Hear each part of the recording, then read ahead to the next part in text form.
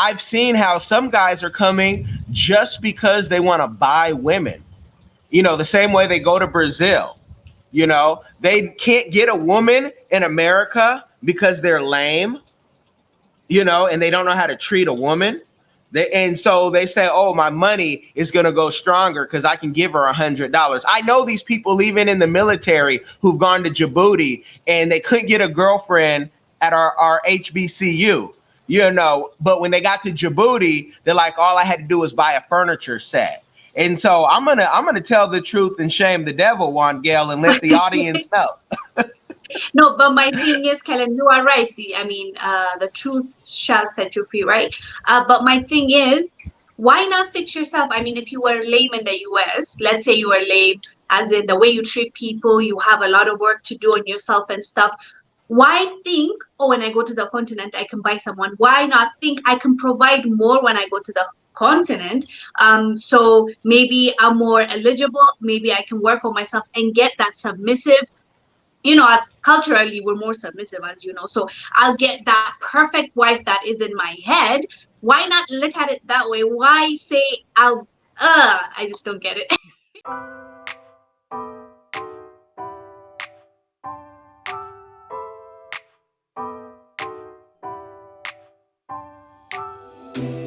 I gotta tell you something I could do. Hey fam, what's up?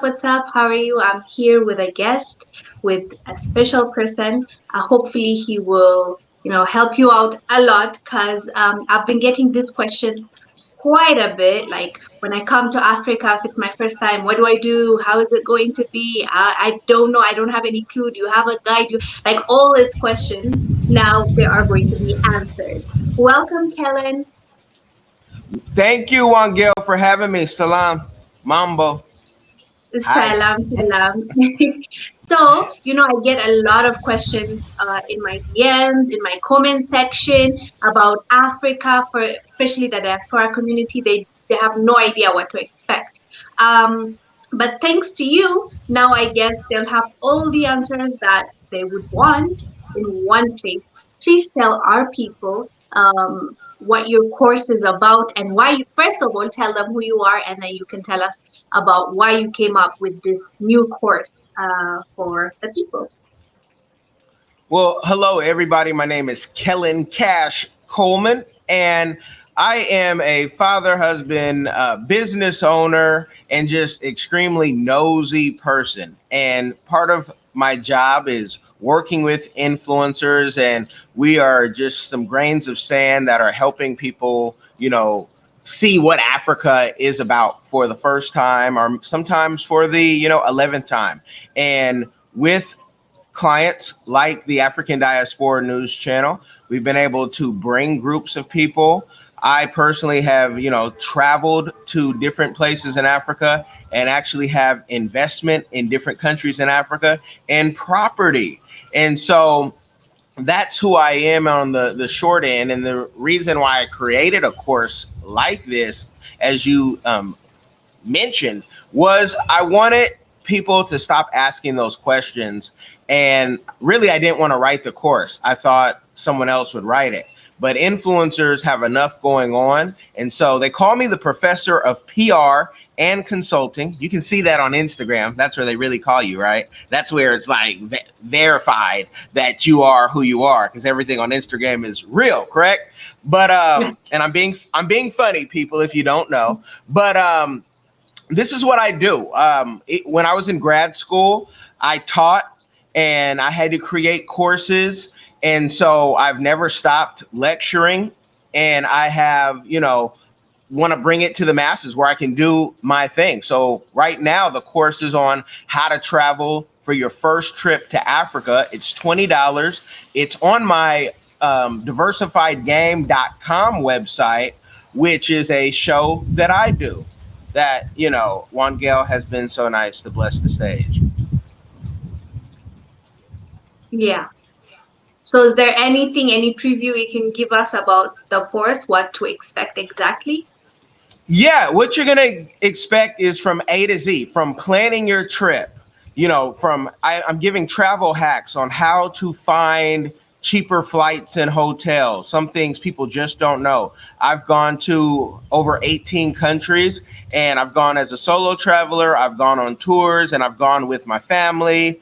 And so, I can tell you how to take a young one and, how to take less bags and have everything you need. And so I'm trying to educate you as well as keep you just, entertained and informed on, even if you want to get your ticket, maybe you already have your ticket, but what vaccines you may or may not need, what languages you're going to hear in Africa, because there's so many. People are shocked when they say, wait, they speak Spanish over there? They speak Portuguese? In South Africa, they speak everything because, they speak over 10 languages, but most African countries have, thousands of dialects if and multiple languages going on. So you're going to learn even how to exchange your currency, because many people say, wait, are you sure it's legal to exchange money on the road? Taking your dollars and switching it over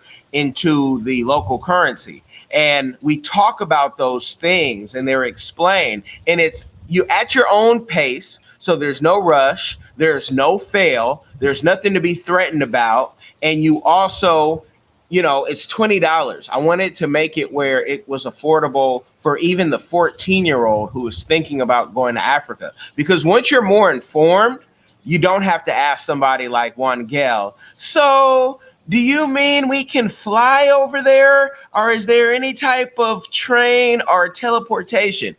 We're going to go through all that in the course. And so when you come to someone like Wongel, you'll sound even more educated and informed. And that's always a good thing for a traveler, no matter where you go. Yeah, I totally get it. My question to you is, obviously you're an African American, correct? So how was your experience in the motherland when you first came? Well, my first experience to the motherland, I knew my wife because we went to school together, and as soon as she got there, I swooped her up. But you know how relationships can go up, down, and in between, and go back up. But I was single, I was single when I first went out there. And so I had a great time. There's nothing like Africa for a single man. There's nothing if you're going as a couple either. But as a single man, I had all the fun. And people say, what do you mean by that? I'll give a short story. Yeah, because you know me, Wongel, so it can go left, but I'm going to keep it in the middle. And my first trip, I was coming from London. Because I was seeing my friend, and I was leaving her place in London that I spent some time during like a college break, right, during grad school. And I get to South Africa. My friends, they take me to a rugby game. The rugby game has all their classmates. So I'm being introduced to my friend and all her classmates, and they say 30-cent shots, the equivalent of 30-cent shots in US dollars. Quickly, what does an American do? He buys 30 shots, and you have all the friends because the rich American is there. So everybody instantly. It was the cheapest marketing I've ever done. And it was just so fun. You can do things overseas that would be frowned upon, in America. And one of those things is, more and more is the connection with people. I have longtime friends that I can call and say, hey, what's going on? And they'll actually, we can pick right back up. In America, you find some people, you say hi to them in class, the next day at the grocery store, they don't know you. It's only like they can talk to you in class. So that there's a disconnect. So my first time in Africa, lovely. And, every other time, lovely. Everywhere I go, I pick up a jersey or three. Oh, you're rocking Ethiopia. Nice. Yes. I'm rocking Ethiopia. It's like every day, for those who can't see, I pick up things. I have my Kenya bracelet on too. But, I just love it. And for your audience, they'll love it too. I've never met anybody who really hasn't loved Africa, especially when they're informed and they get as much information and try to make partnerships out there. Yeah, obviously we know it's not like the media portrays it to be. It's like we don't all live in huts. It's not poverty everywhere you turn. That goes without saying. But my question to you is, in the course, do you also have something about security? Because like any other place, any other area, there might be some places you need to avoid or you need to be careful when coming because we don't want anybody to come and have a bad experience. Yes, I talk about security, and to before I get into that, let's say we always talk about what the media says about Africa. We are the media. We That's are the true. media. So things have changed. Those old narratives Yeah. of Africa, I don't even think about them anymore because we are. It's kind of like when people say, oh, there's no good women out here. They're not like they used to be. Or sometimes women, because we know there's high value people every night talking about, how to get married and, how to find someone. But first of all, if there's no good women or men out there for you, maybe it's the people you choose, because that's not true. And if you want to find out how to find a good man, a good woman, or a good job, you might want to look into someone who's been married for years, has a job, has some money, and not just, listen to people online who tell us these things in a negative way. You got to protect your mind. Now, to go back to the security, I talk about, how to not to be so flashy. And I have a whole segment and section for that and how to just kind of carry yourself, because you don't need to look, in America, people want to look like money. That's because they don't have any, 9 out of 10 times. Even if you see somebody in $100,000 car, it's on lease. The people who that car was really meant for, Wongel, they bought that car cash and they got a better deal because, and those people usually aren't on Instagram showing you their car because they don't need any new friends based on their possessions. Security in Africa is security in New York, security here in Florida, security in Oakland, where I'm from, you have to just use common sense. And if you're putting out wads of money and you want to look like, you're made out of money, you're going to attract that type of attention. So, there's plenty. The cab drivers in Africa will tell you where you're not meant to be, where you don't go, but when I go to Africa, I always go to the slums. We go to the casino when we're in Nairobi, to Kibera, and it's all good. But God protects us all when you have, you're doing your purpose. No, that's true, but you also have to, be aware of your situation. That's all I'm trying to say, of course. Mm-hmm. Oh yeah. Yeah, Well, there's yeah, good and bad people everywhere. Yeah. I even go in and, I'm always telling people, and you'll find this in the course about how much, cash to carry and even how to, how to get that cash and where to get it. So, because a lot of people think they can only go to the bank to pull out money and get it exchanged. And it's just, there's different things. I mean, in Kenya, you guys are spoiled. You guys do more mobile money than we do in the States. We're not there yet. And in London, you can't even catch a bus if you're not contactless, meaning you're on your phone. This $1,000 phone you all you have, this is what you have to pay for a bus ride when you're in London, or you're going to be like me and my family one day and running like 2 blocks just to, get some mobile money because we weren't, we needed Wi-Fi. Wow. That is exactly where you come in. In Africa, somebody doesn't have to go through that because you're telling them. So yeah, I think that's helpful. And another thing I hear you talk a lot about is investment. And you're big on investing in Africa and you see the opportunity. Can you tell us a little bit about investing and what opportunity you see when it comes to Africa and specifically the diaspora community? What do you think is there benefit because they're coming in with the USD, and that on its own is, a plus. Definitely is a plus if you know how to use it. And my wife is from Africa. I know where my bloodline, goes to, and the different places as much as we can know as Americans, yeah, ancestry and where we were, we were taken from.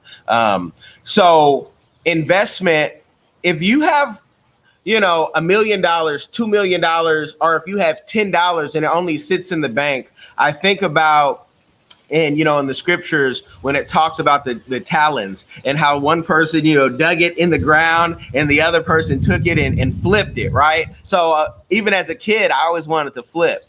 Business is what I wanted to do. What I'm doing as an entrepreneur is what I want to do. So I even have, and it's a very simple site right now, people, but it's called mallofafrica.africa. And if it connects you back to mallforafrica.africa, both of those are the same site. I just own both domains. And I have about 6 or 7, I think, investments that we vetted. Some of them we are just tied into. And the investment, I'm making like 32% on an investment in Ghana right now with my friend Rodney Ahenkin, which, That's a lot. Yeah, it's a lot where if I was to put it in the bank, I could be making, maybe 5, maybe 6. Yeah.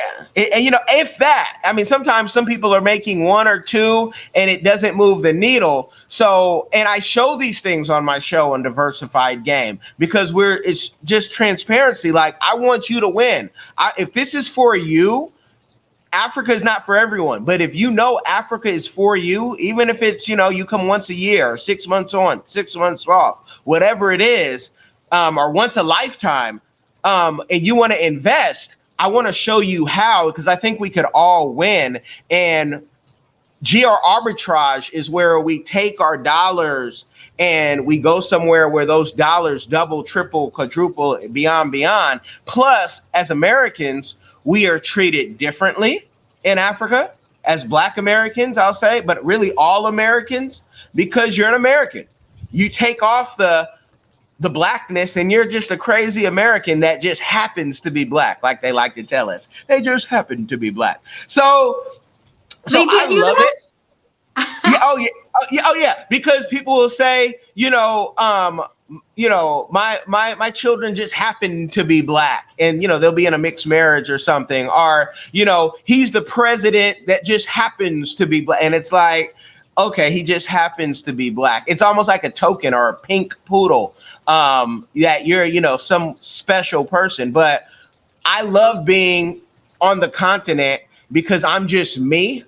And we are treated, I say, kind of like a hybrid, like RoboCop, because Africa treats foreigners different. It's different if we have if I need to use the restroom downtown Nairobi and there's a very nice restaurant, and I was told this and shown this by African Tigress when I said I gotta use the bathroom really bad. Can I go in there, Tigress? She's like, you're an American. You go anywhere you want. She was like, I'm just gonna fall back. And I went in. They didn't give me any hassle. They welcomed me. I didn't have to buy anything. But that's how I treat every situation everywhere I go. And even in America, people are intimidated of using the bathroom where they don't purchase anything. But it's the energy that you carry. It's the vibe that you have. And so when I'm in Africa, that vibe just works. And I try to stay as humble as possible and just learn. And that's what travelers have to do. Take off everything you think you know and just learn. Yeah. It's interesting that you mentioned that. I got a few comments, I don't remember when, but back in the days, and they were like, you guys, you Africans will mistreat us and blah, blah. And I was like, who mistreated you? If anything, all the people I know, when you're like a Black American, you're respected more for some unknown reason. So I'm like, what are you talking about? Who discriminated against you? So I'm glad you mentioned that, because that was not my experience. I've never seen people, Africans, going out of their way to discriminate against a Black American or African American. I Some haven't. people are some people are just corny, one gal, and those are the same people talking about there's no good men or no good women because your attitude and what you want out of people, and you probably have your hand out where you want, someone to give you something, where in Africa people think, oh, I'm going to be scammed, and everyone's going to try to want a bribe from me. First of all, and I go in deep into that in the course, what is a bribe on the street for a police officer? $1, maybe $2, if you even have to pay it. Because if you're in, the Tigray region, when we were in Mekelle, I found out on our way to Axum, they don't play that. And that they don't play that at all. So it's not all of Africa. But if you do get stopped and you want the situation to go a little faster, and you're given $1 or $2, shoot, what is that? And here our toll can be $5, or more in certain places. So you come to Africa and you can't even show the love. I call it appreciation. I don't even call it a bribe. It's just, it's making the situation go a little quicker, and it works. And your money can... Huh? We're not going to condone bribing here. I understand what you're trying to say. But don't drive crazy. Don't drive when you're drunk, and no policeman will bother you. Okay. Well, Gail, we'll leave it at that. But even in America, in the world that I'm in, there's people that, when they pay, a politician $10,000, $20,000 to go to a dinner, what do you think that is? Just support? That's so things go faster. Yeah. And there's other situations I won't mention here, but even in America, most people just don't, think of how they could get something done in legislation, if not for money. Or some people may not have the money to do it, so they're not aware that this is the world. This is the world, and you need money for all things. But I got you. We'll keep it clean. Get the course. I go deeper into it, and you can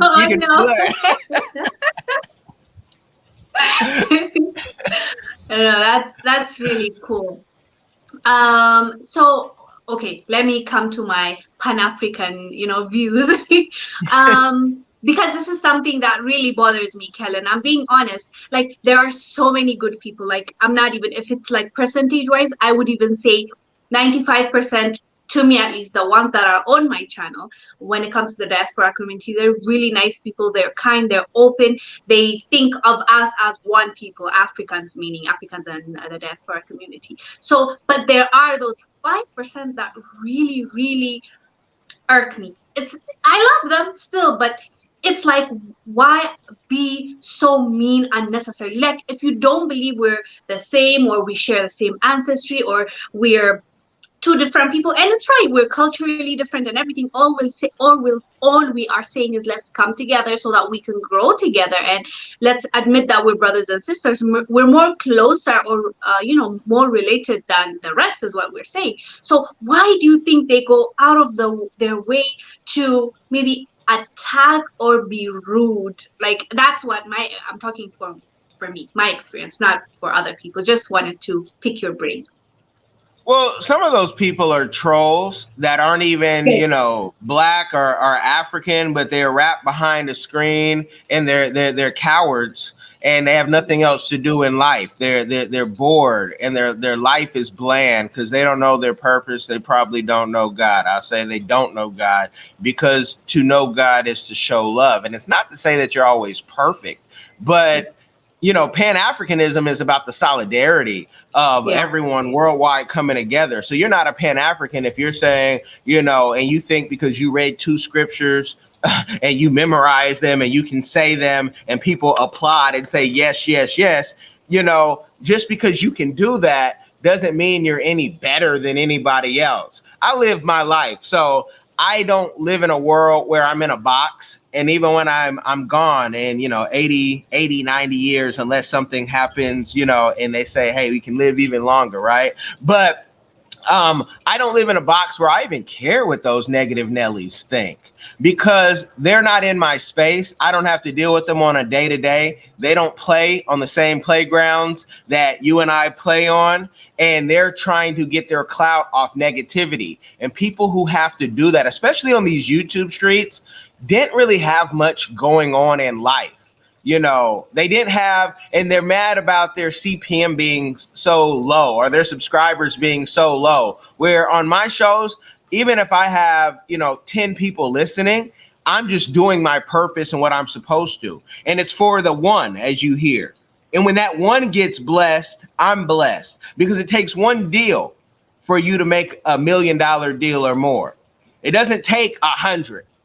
But you might have to practice on 100 till you get to the million. So those negative people, we don't need them in Africa. Most of them aren't going to be going to Africa. The ones that do go and they try to stir up trouble, we'll pull their card if they step out of line, because Africa will show you that you don't know anything about the hustle. You don't know anything about street justice. You ain't that tough. You want to see tough? See tough when, you can't call 911. Please come save me after I started some stuff. Karens don't exist in Africa because we'll check that stuff right away.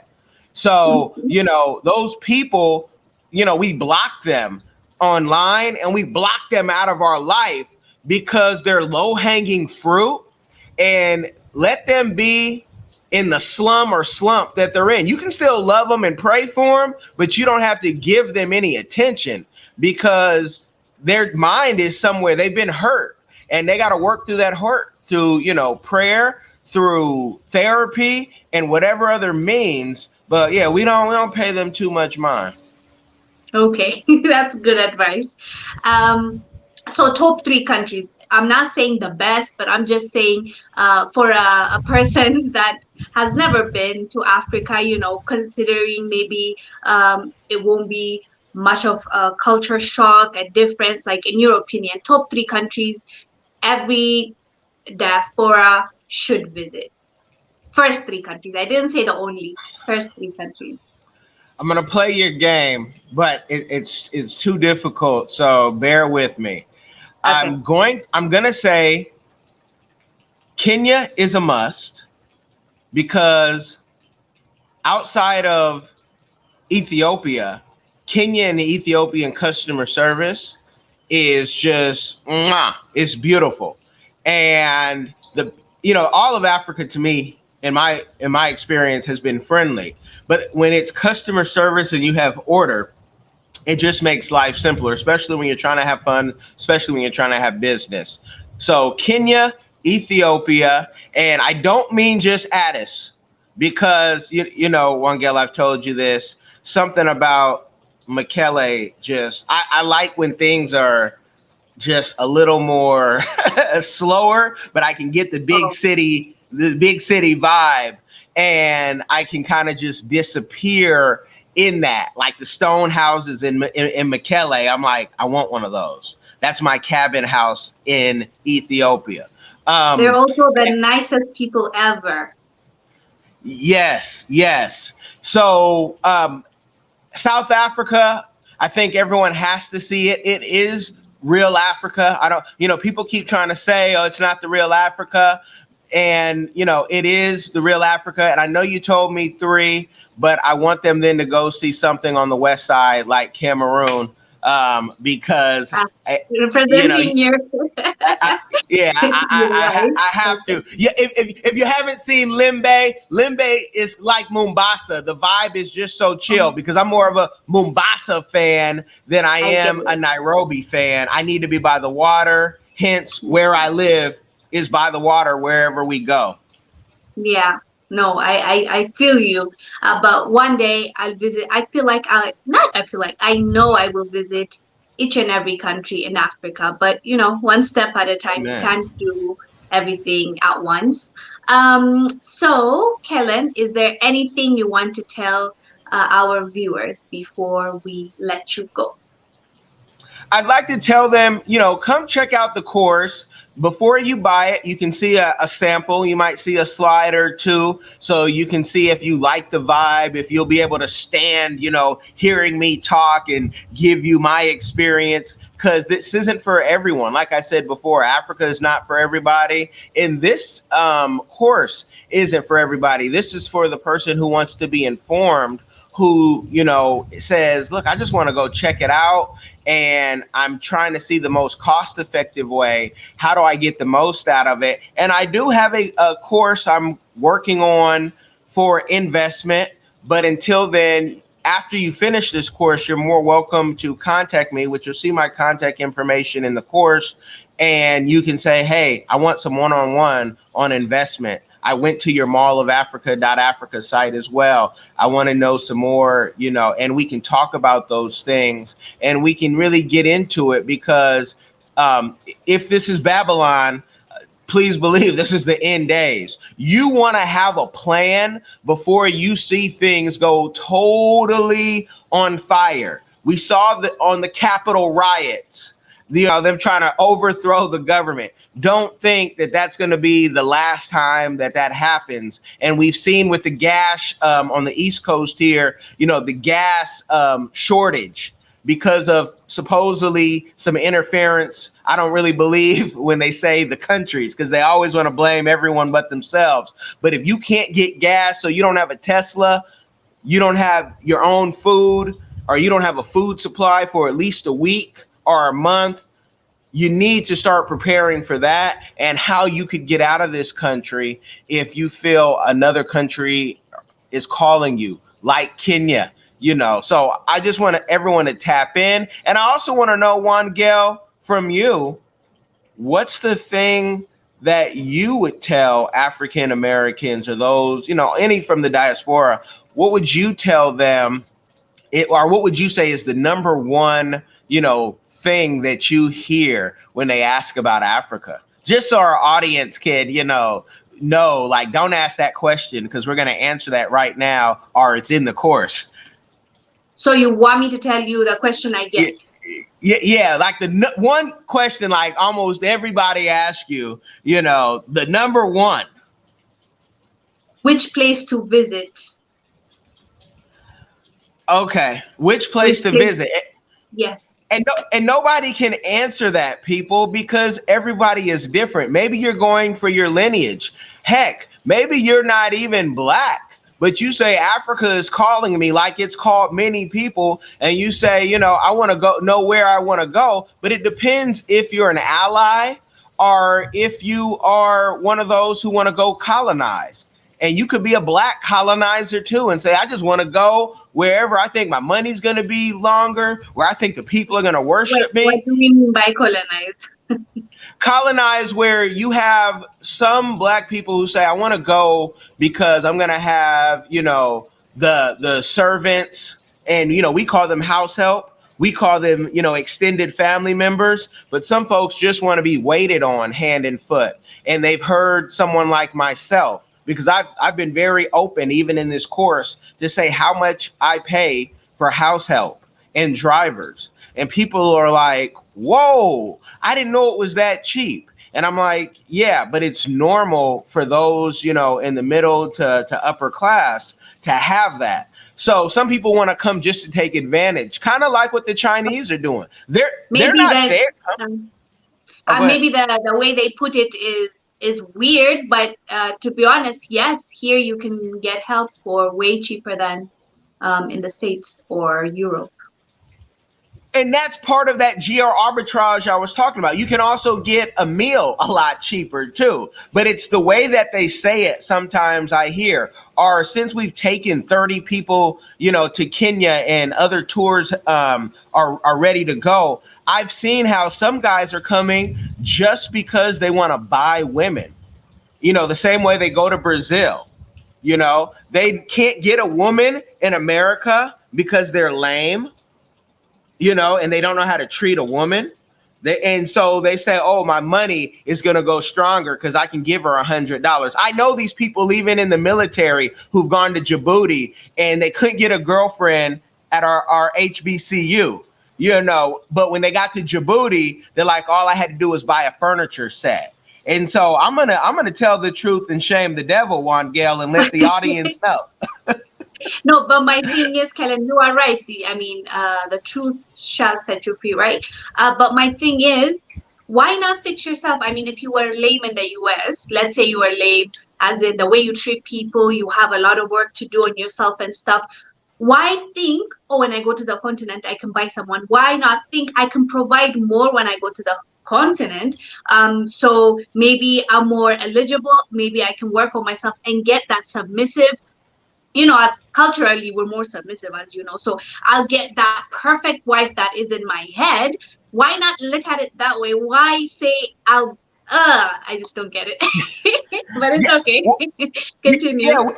yeah, we don't know because we don't live in that world. And I do consulting on a lot of issues and relationships, and I'm writing a course right now on how people can become debt free, because we have a lot of debt for majority of Americans, and unlike in Africa, where people buy their cars cash and buy their homes cash and pay for their rent a year in advance in many places. So that's why real estate, if you have some, works well, because you can get paid a year in advance, and it's all, it's all good. But the thing of trying to use your money to make a woman submissive, women aren't submissive off money, because I know a lot of broke guys who came up, and some of them even came out of prison, and they could have a woman, because even Wongel over here, as lovely as you see her and she has her family, if we could get her husband on this camera, he'll tell you even Wongel is going to give a man a little bit of wahala,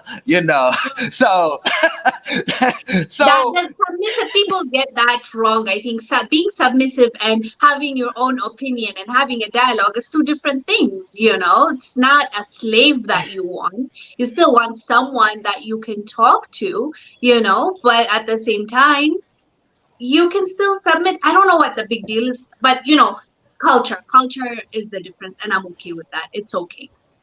Well, it's culture, but the culture of being a caveman is dead. And if you don't know that in this time, you're on your way to living a very lonely and miserable life. And so, again, I go through these things in the course on just changing your mind frame. And we're just happy, even if you have that caveman mentality, come to Africa, but come with a blank slate is what I want you to leave with. Where, I want you to come more informed. But we could go all day about relationships and help the people out. And I told you, Wongel, we could talk about it any day, every day. We could call people out, because one thing about my life is I'm totally free, and I don't ever mean to offend anybody, but I do mean to say what I said, and I meant it. And because I know that physically I'm fit, I could be the next one to fight Mayweather. I'm 200 pounds too, and I'm kind of nice with my hands. There's not anyone that I can't say something to their face that I won't say behind their back. And, I just carry love with me all day. And I think that shows where, people say, okay, he's saying it from a good place. He doesn't mean to, be mean. But a lot of people are getting toxic advice from people who they're just trying to secure their bag in their later years. They're just trying to make the bag. So at 60 and 80 and 90, they're not working at Walmart or being a waiter, So we could go on all day. You let me know, because I want to be nice with the audience that you have, but where I could go. But I told you I'd stay in the middle ground. Yeah. No, you're right. Like we can do that another time, but also it's a really good topic, relationship, because it just reminded me, I've had questions like that too. Earlier you asked me what are the questions you've been asked about the continent. I've gotten quite a few about how are the women there, like what are they like, what do they look for, will I get a woman, would I, like, relationship questions. So that can also be another course for you. So work on that. Well, you know what? What I do when I have like I call it the date doctoring, I have an application people fill out, and I won't work with anybody if I don't know they're crazy, what their crazy is, because everybody has a crazy thing that they've probably been told in various relationships. You're crazy for that. I can't deal with that, or I'm gonna try to deal with that. So if you won't be vulnerable to tell me that, I can't go find someone who says, "Oh, that's normal to me." Because there's things that we all do that others would be like, man, this person is snoring all day long. Snoring wouldn't bother me, but it would drive someone else up the wall. But I understand it could be a health condition. I understand that you might need surgery to stop, where someone else may not even know that or may not be informed, because all our fingers aren't equal, and there's even a hierarchy in heaven. So what someone else knows, I may not know. And there's a lot that I don't know. And I get people around me who know it. So I ask them questions about those things. But no one can tell you if you're what type of woman. What I can tell you is you're probably going to find a woman who really embraces you for you and not for the high value of what your money is or isn't. Because $2,000 in Africa, and I'm giving parts of my course away, you're pretty much set in most of Africa, living what I would say a middle class life. You'll have enough money to go to Africa and be straight. So if you're one of those and you get royalty checks from books and movies, and you're like, wait, I make about $2,000 just doing that, you're free to live your life. You could be retired right now. Maybe you have a pension. If you're a little older, because young people don't get pensions anymore unless you're highly talented. But that's where we're at with this. And I just want everyone who it's for to go. And if it's not for you, have fun, in America. Stay in America, and it's okay. Yeah. It's okay. There's no shame. Yeah, and I understand it's about the mindset too. Like how you come is how your experience is going to be. So that was a really nice conversation, Kellen. Thank you so much for coming. I have a feeling that you're going to come back with those relationship controversial conversation we might have in the future. I don't even know if I'm ready for it, but we'll see. But thank you so much, Kellen. And I'll put in the description your link for your course and for your Diversify game, right? That's what it's called. Yes, ma'am. Yeah. So we'll put it down there. Anybody that's interested, they can go and check it out. And also, if someone wants to come and talk to you or slide into your DM, how can they reach you on Instagram? Kellen Cash with the K on Instagram. I will answer it, or it will be answered, and they'll tell me. And I more than friendly. If it's a business question, there's a link on there for you to book some one-on-one time, because I don't run my social media. And I know you're not supposed to say that, but I check it about once a week. But I thank God for a team that allows me to do other things. And, but I am on there about once a week, and somebody will let me know if you want to book time, and we can definitely talk some business for those of you who say, I want to do more. I want to learn more. I need a coach, or whatever you want to call it. And we're here for you. Okay. Thank you so much, Kellen, for coming. I'm sure we'll see you soon. Thank you, fam, for watching. Let us know down below what your thoughts are about Kellen's course, and what your intentions, or if you really want to come to Africa and why, so that we could know exactly how to answer them, Anyways, I'll see you later. Bye.